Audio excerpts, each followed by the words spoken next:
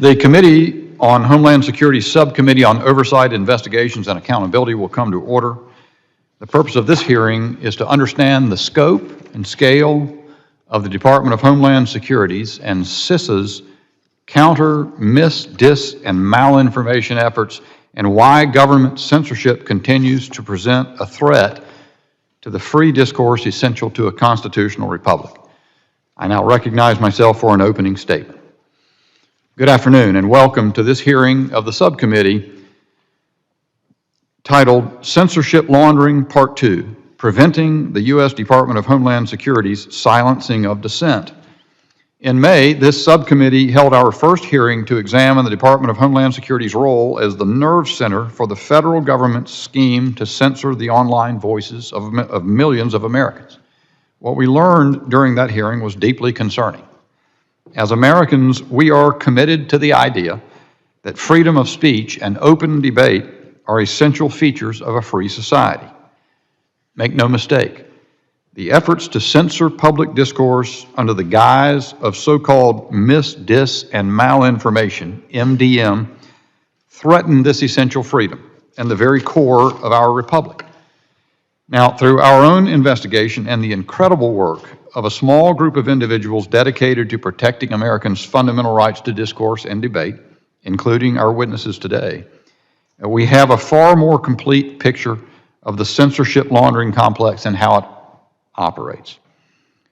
While we recognize the cybersecurity and infrastructure security agency's mission of protecting our institutions from legitimate cybersecurity threats, we cannot allow a component of the Department of Homeland Security to anchor a censorship laundering enterprise.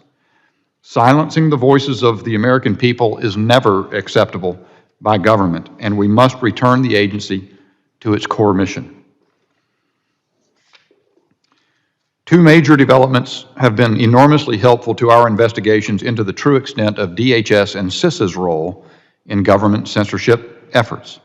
First, several lawsuits, most notably Missouri versus Biden, although the Assistant Attorney General for the Division of Civil Rights doesn't know about that litigation. I hope she'll take note of it.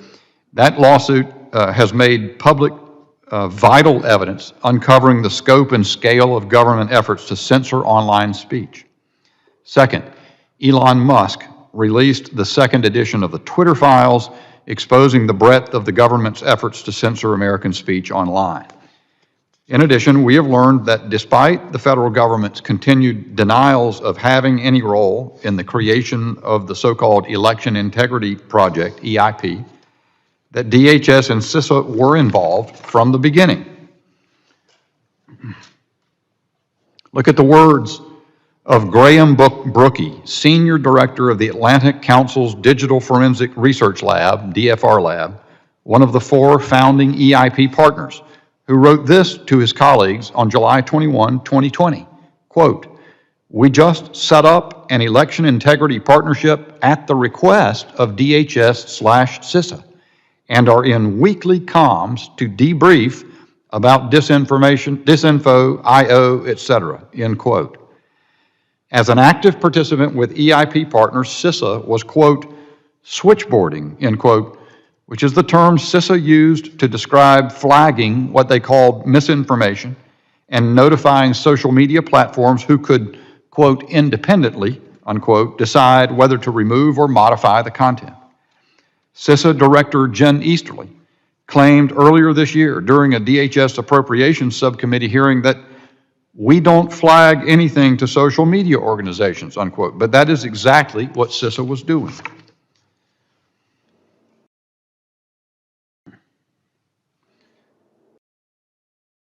Moreover, while EIP and its stakeholders claim the EIP was just conducting research, that's the terminology, conducting research, the words of a senior EIP official during a transcribed interview with our committee say otherwise. Quote, flagging content for social media companies was part and parcel with the EIP's creation, end quote. There is, unfortunately, far more evidence than I have time to describe. After CISA's hands were caught in the censorship cookie jar, some of my colleagues on the other side of the aisle have come to the defense of its censorship laundering enterprise, its censorship by proxy. They claim that there were no funding links between CISA and these outside organizations, no censorship. At the same time, they take pains to reaffirm their commitment to fighting, quote, misinformation, close quote.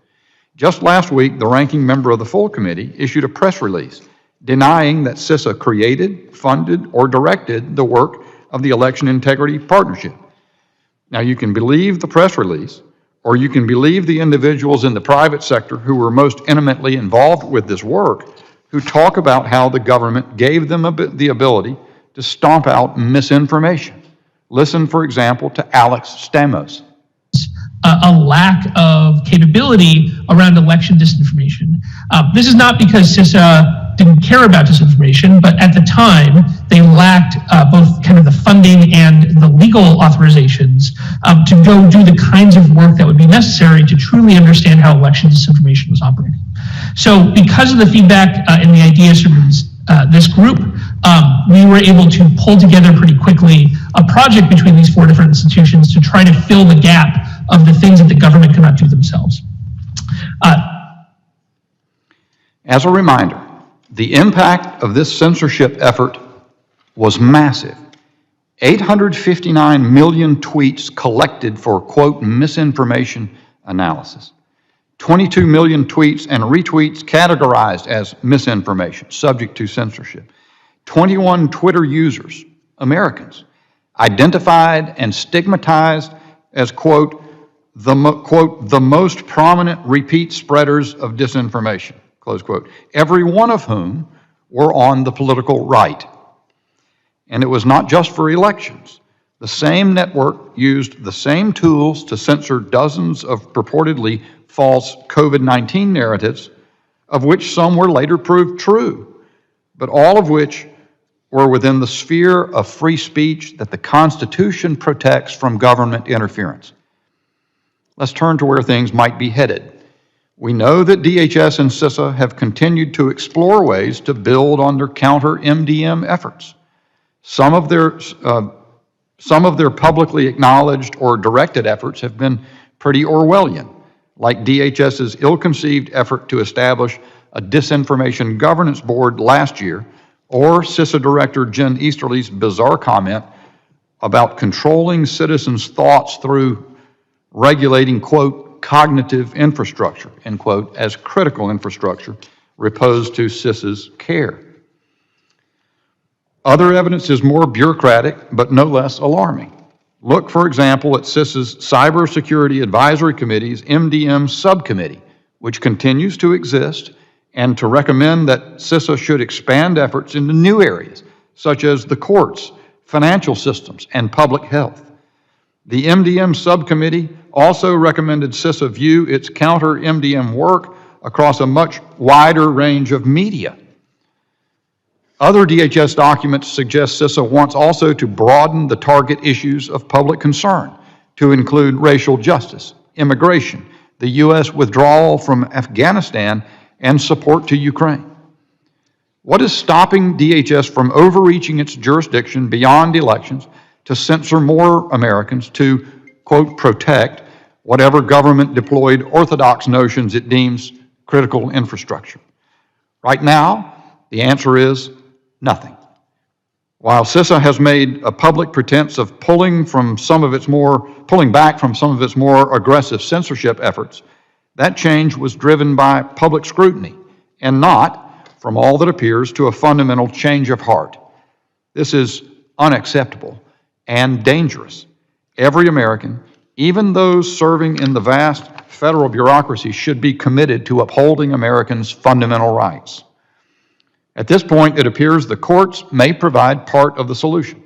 Indeed, the District of Louisiana and the Fifth Circuit subsequently, the Fifth Circuit in particular, ruled in an affirmance this October that CISA probably violated the First Amendment through its censorship activities.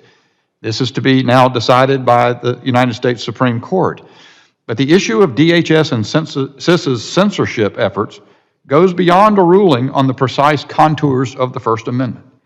The government's power to censor speech, including online speech, must be strictly limited to content that is not constitutionally protected, such as inciting imminent lawless action. At DHS, censorship became ordinary and banal, an everyday activity carried out by anonymous and unaccountable bureaucrats using censorship by proxy to accomplish indirectly and in secret what it would not have the power to do openly. Congress cannot wait or hope for a court decision to stop DHS and CISA's overreach. Congress has a duty to rein in out-of-control agencies and protect the rights of the American people. To that end, this subcommittee will be drafting legislation that stops DHS and CISA's censorious MDM efforts and prevent DHS and CISA from working with social media platforms to suppress free speech online.